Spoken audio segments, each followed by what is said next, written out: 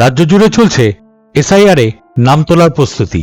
আর ইতিমধ্যেই প্রচুর মানুষ যারা এসআইআর এর ফর্ম ফিল আপ করে জমা করেছেন, বিশেষ করে যারা এসআইআর এর ফর্ম ফিল আপ করার সময় ডান দিকে আত্মীয়ের নাম লিখেছেন, যেমন বাবা, মা, ঠাকুরমা, ঠাকুরদা, দাদু, দিদা, এই সমস্ত আত্মীয়ের নাম লিখে যারা ফর্ম ফিল আপ করে জমা করেছিলেন, এবার তাদেরকে আবারও কিন্তু ভেরিফিকেশন করা হতে পারে। নির্বাচন কমিশনের তরফ থেকে আবারও কিন্তু নতুন আপডেট উঠে এসেছে। হ্যাঁ বন্ধুরা, একদম ঠিকই শুনেছেন। আচ্ছা, যাদের নাম 2002 সালের ভোটার লিস্টে ছিল তাদের ক্ষেত্রে কিন্তু কোনো সমস্যা নেই, কোনো চিন্তাও নেই। কিন্তু যারা আত্মীয়ের নাম লিখে এই এসআইআর এর ফর্ম ফিল আপ করে বিএলওকে জমা করেছিলেন, তাদের কিন্তু ভেরিফিকেশন হতে পারে। তো কোন কোন জায়গায় ভেরিফিকেশন হতে পারে, কাদের ভেরিফিকেশন হতে পারে, কোন কোন শর্ত মানলে আপনার নাম উঠে যেতে পারে, চলুন এই নিয়ে নতুন কি আপডেট উঠে এসেছে একের পর এক আপনাদেরকে আমি দেখিয়ে দিচ্ছি।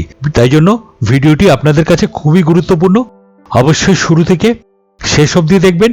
চ্যানেলটিকে সাবস্ক্রাইব করে পাশে রাখা বেল আইকনটি প্রেস করে নোটিফিকেশন অন করে রাখবেন, আর সবার সুবিধার্থে ভিডিওটি শেয়ার করবেন। তো চলুন শুরু করি। তো এখানে অন স্ক্রিনে দেখতে পাচ্ছেন আপনারা একটি প্রতিবেদন। এটি বর্তমান পত্রিকায় প্রকাশিত হয়েছে বুধবার 10 ডিসেম্বর 2025। এখানে পরিষ্কার বলা হয়েছে, দেখুন, 2002 সালে নাম না থাকা ভোটার 50% বেশি। কমিশনের নির্দেশে ফের তথ্য যাচাইয়ে বিএলওরা। তাহলে এবার বিস্তারিত কি বলা হয়েছে আমরা সেটা এখান থেকে দেখে নেই। রাজ্যের শেষ এসআইআর অর্থাৎ 2002 সালের ভোটার তালিকায় নাম নেই, কিন্তু নাম রয়েছে আত্মীয়ের, এবং সেই আত্মীয়ের নাম উল্লেখ করে এনুমারেশন ফর্ম পূরণ করেছেন ভোটার। যেসব বুথে এই ধরনের ভোটারের সংখ্যা 50% বেশি, সেই সব জায়গায় বুথ লেভেল অফিসারদের অর্থাৎ বিএলওদের ফের তথ্য যাচাইয়ের নির্দেশ দিয়েছে নির্বাচন কমিশন। তাহলে বুঝতে পারলেন, যে সকল বুথে যারা আত্মীয়ের নাম দিয়ে ফর্ম ফিল আপ করেছেন, অর্থাৎ ডান দিকের যে কলামটি, সেই কলামটিতে যারা ফর্ম ফিল আপ করেছেন এবং যেখানে এই ধরনের ভোটারের সংখ্যা 50% বেশি, তাদের ক্ষেত্রে কিন্তু বিএলওরা ফের তথ্য যাচাই করবেন।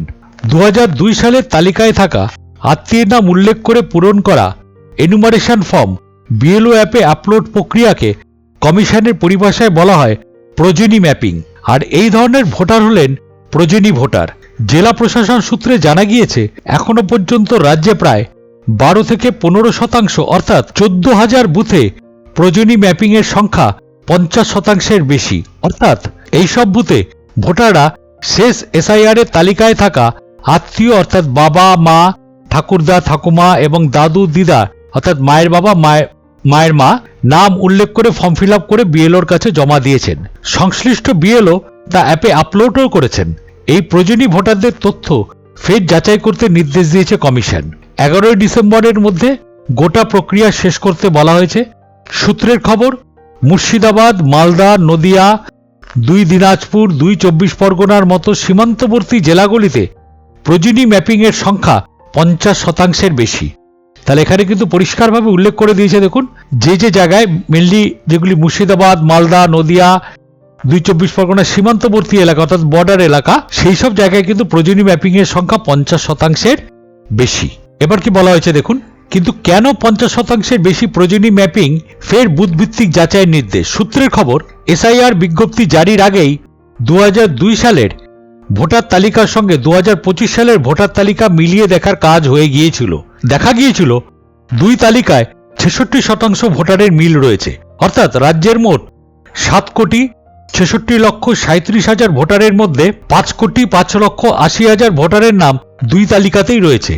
সেক্ষেত্রে প্রতি বুথে 2002 সালের তালিকায় নাম থাকা ভোটারের সংখ্যা বেশি হওয়াই স্বাভাবিক। কিন্তু এনুমারেশন ফর্ম আপলোড হওয়ার পর বিশেষ রোল পর্যবেক্ষকদের নজরে এসেছে একাধিক বুথে প্রয়োজনীয় ম্যাপিং অস্বাভাবিক হারে বেশি। যেমন দক্ষিণ 24 পরগনার জয়নগরের একটি বুথে 1,278 জন ভোটারের মধ্যে 1,199 জনের নাম 2002 সালের তালিকায় নেই। কুলতলিতে 85 নম্বর বুথে 1,154 জন ভোটারের মধ্যে প্রয়োজনীয় ভোটার 1,002 জন। এছাড়াও উত্তর 24 পরগনার সন্দেশখালী 198 নম্বর বুথে 1,147 জন ভোটারের মধ্যে 1,267 জনের নাম নেই 2002 সালের তালিকায়। হিঙ্গলগঞ্জের 162 নম্বর বুথে আবার মোট 779 জন ভোটারের মধ্যে 705 জন আত্মীয়ের নাম লিখে এনুমারেশন ফর্ম জমা করে দিয়েছেন। অন্যদিকে উত্তর দিনাজপুরের হেমাতাবাদে 54 নম্বর বুথে 1119 ভোটারের মধ্যে 977 জন প্রজেনী ভোটার। মালদহে 28 নম্বর বুথে 992 ভোটারের মধ্যে 921 জন ভোটারের প্রজেনী ম্যাপিং হয়েছে। হাবিবপুরে 30 নম্বর বুথে 918 জন ভোটারের মধ্যে 839 জন ভোটারের ফর্মে আত্মীয়ের নাম লিখেছেন। এই তথ্য উঠে আসার পরেই 50% বেশি প্রজেনী ম্যাপিং হওয়া বুথের তথ্য ফের যাচাইয়ের নির্দেশ দিয়েছে কমিশন। তো বুঝতে পারলেন, প্রচুর এইরকম জেলা রয়েছে, প্রচুর জায়গা রয়েছে যেখানে তারা কি করেছে না আত্মীয়ের নাম বেশিরভাগ ক্ষেত্রে লিখে তারা ভোটারের যে এসআইআর এর ফর্ম সেটা ফিল আপ করে জমা করেছেন। ফলে এখানে একটা সন্দেহ তৈরি হচ্ছে আপনাদের এলাকায় এর আগে যে ম্যাপিং এর কাজ হয়েছে সেখানে কিন্তু নির্বাচন কমিশন দেখেছিল যে সমস্ত ব্যক্তিদের নাম রয়েছে তাদের নাম মোটামুটি মিলে যাচ্ছে 2002 আগে যেটা হয়েছিল এসআইআর। কিন্তু যখন এসআইআর এর ফর্ম ফিল আপ হচ্ছে তখন দেখা যাচ্ছে বেশিরভাগ মানুষ কি করেছেন না আত্মীয়ের নাম লিখে ফর্ম ফিল আপ করে জমা করেছেন। ফলে সন্দেহ তৈরি হচ্ছে।